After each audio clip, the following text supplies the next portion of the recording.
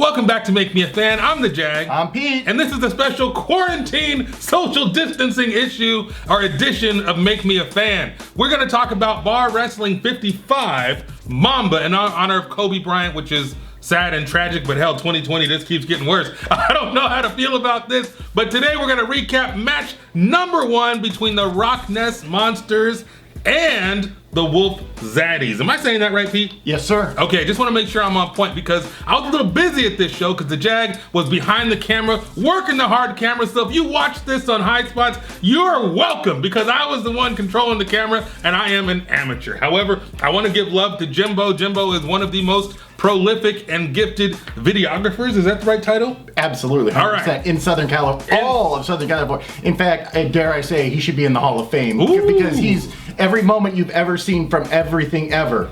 Literally everything ever for the last 10 years has been through that man's For lens. sure. You're talking PWG, not TCW. But AWS, everything AWS, else. okay. Q Pro, everything.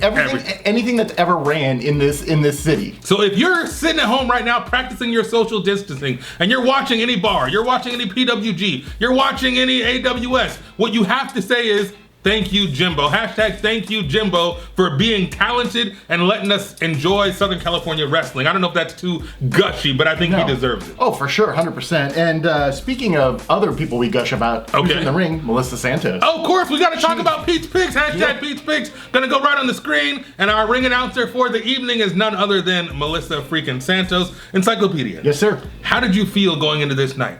This, there was a lot of emotion. It was an interesting night, especially with kind of everything that we've now experienced. You know, we were at the front end of it, kind of where everyone was kind of going like, well, I hope there's more wrestling. Yeah, we weren't sure. And what's weird is somebody posted yesterday, post a picture from the last wrestling show you attended, and I posted up a picture from this show. So this show was the last event that I attended, and this was what, 9 days ago? At the time of recording. So enough of this. Let's talk about the action in the ring. We know where we're at. We know what the world looks like right now. We're gonna make it just that much better by entertaining you with some high quality wrestling from Bar Wrestling and Joey Ryan. But into the ring right now are two of the most talented, two of the most charismatic, two of the most entertaining individuals in Southern California history. We're talking about Yuma and BHK RockNES Monsters. Encyclopedia. Yes, sir. Having seen these guys hundreds of times, maybe not hundreds, but tens of times. No, at least getting close to hundreds for sure. For sure. What were you looking for in this match?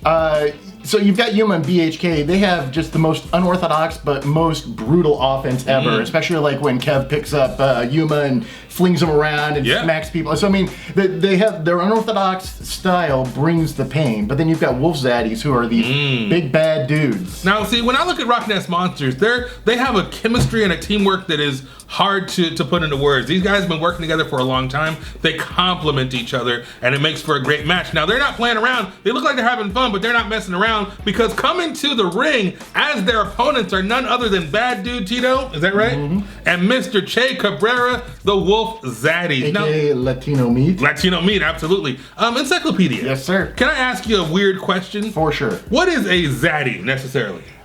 You know, that's a really good question. The internet would say that it's a special kind of daddy. I understand. I have my own thoughts. Well, you know, I'm trying to keep it as PG as possible. Maybe the go to people... Urban Dictionary and figure that out. Urban Dictionary for the win. Maybe the people at home can put in the comments exactly what a zaddy means to them. But one thing I appreciated about these two prolific and gifted Santino brothers faithful coming to the ring, they had the Kobe Bryant banners, scarves, whatever you want to call it, memorial scarf. And you know what? It breaks my heart, everything that happened with Kobe. That feels like freaking forever ago about now. Absolutely. It's only like about a month or a month and a half, but everything else that's happened in that time. Oh, for sure. But you know what? Much respect to Kobe and Gigi and everything that went through, what they went through, and the blessing that he was to LA as far as entertainment, personality. The guy has an Oscar. The guy had multiple businesses. Yeah, I mean, he's a coach.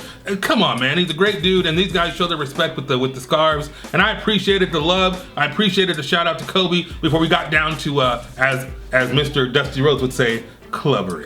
Oh, and boy, oh boy, was there some. But at first, Yuma grabbed the mic and definitely let everybody know that even though they may have lost at Mach 1, that didn't count because that wasn't a one-fall match. That was a stipulation match. Exactly. And I want to just say that technically correct is the best kind of correct.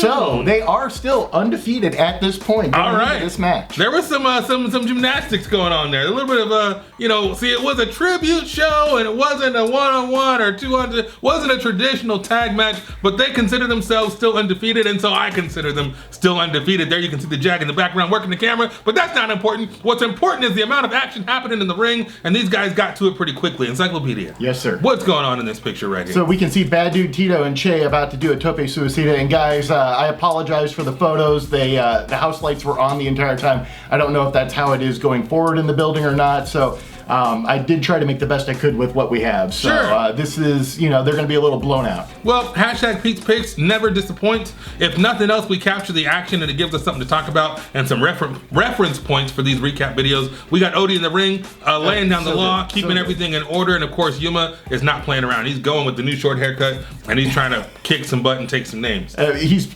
trying to prove that, it's not the power wasn't in the hair. Ooh. It was always between the ears. He is not Samson, people. For sure. And that mental, it's the mental muscle. Hell yeah, and he's throwing his body around. He's going to kick all kinds of butt. And I appreciate that post. And that's not a good day at the office. No, it's a tough day at the office. But now we got BHK coming in there, getting ready to do his thing, stomping on Tito. Yeah, look at that, just completely clubbering him. Now we call him Big Hunky Kevin. Not Kevin, but Kev. I'm sorry, I always say Kevin. I used to say Kenny, but I know better now because I follow him on Instagram and Facebook and whatever. So now I know I am educated, and so it'll BHK is what I'm gonna call you for short, but Big and Hunky Kev is not to be trifled with. He comes out to the ring with a glove that reminds me suspiciously of the Nintendo Power Glove. I don't think that's it. No. That's something that they brought down from the Spiral emission. Absolutely, and I saw something else on social media that said these guys would be perfect in AEW because they are space police and there's a certain alien on the loose in AEW. So you know what? I'm not a big fan of the alien, but if we're gonna do it, let's go all the way and bring my boy BHK and Yuma to arrest her ass and drag her back to the Andromeda Galaxy where she freaking belongs. But that's a whole other story. I'm sorry to get distracted. There's enough going on in the ring that the Jag has to focus on. And check this out. I don't know what to call that move. What do you call that? It was from their other days in Vermin and like split-legged handstand. I don't know what to call it. All I know is that's not fun. No, I wouldn't like that. I'm not a fan. Now, as the action continues, of course, we see BHK in the ring get great facials. There's some action going on in the corner. I don't even know how to react to this because it was hitting hard, people. I gotta say it like this. After watching Wolf Zaddies down at Ground Zero, having seen them at Santino Brothers, these dudes are not to be trifled with. And whenever I give you that phrase, not to be trifled with, it means these dudes are tough and strong and they might punch a brother in the mouth, all right? And what I mean when I say punch in the mouth, what I'm saying is they're dudes that I wouldn't necessarily want to get on their bad side. Is that a fair statement? Understood. Now, absolutely. And they hit hard, people. They hit hard. Now, oh no, I think I know what's coming up next. Keep going, Pete. What do we got? Oh, not yet. There's a part coming up in a minute that's gonna break my heart. Look at that. That's not a fun day at the office with that boot from Not at all. Tito. That's a big old boot right upside the dome. That's not fun. Oh, but wait.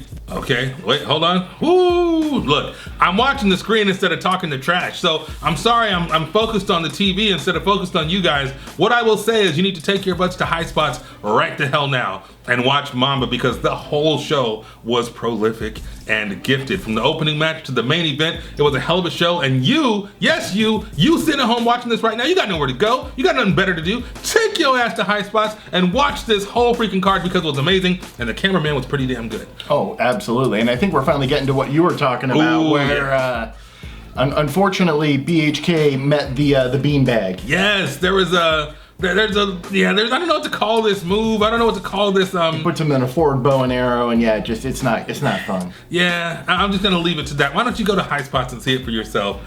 Because when a man's face or makes contact with another man's nether regions, it hurts my heart in a way that I can't really put into words. For sure, especially in a pre-COVID-19 world. Absolutely. This was okay. Definitely not. This is banned activities, folks. We don't do this in these times. Now, whatever you want to do behind closed doors as consenting adults is your business. But if you got somebody in the ring and you're against his will putting your head or his head toward your business, that's not cool, people. And I'll just say it this way: it was funny as hell.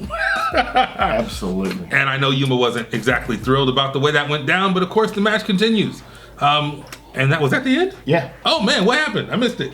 He hit him with the otter drop. Oh, you are absolutely right. The otter drop is one of my favorite moves in the world. I won't say the best move, but it is up there in the top 10 for sure. Yuma, I've been asking for it for weeks, and it finally came through. Otter drop for the win, and I appreciate that. I appreciate Yuma, I appreciate BHK, and I appreciate you for watching this video. So I'll appreciate you even more if you hit that subscribe button, if you ring the bell so you get notified of any new movies or new activities, new episodes, new jags, jabs, whatever the hell we have coming your way. And be sure to follow us on social media at MakeMeAFan316. You can follow Encyclopedia at Pete Trerice. You can follow The Jag at AKA The Jag. And tomorrow, Encyclopedia. Yes, sir. What do they have to look forward to tomorrow? So we have the wild man, Ray Rosas. Oh my goodness.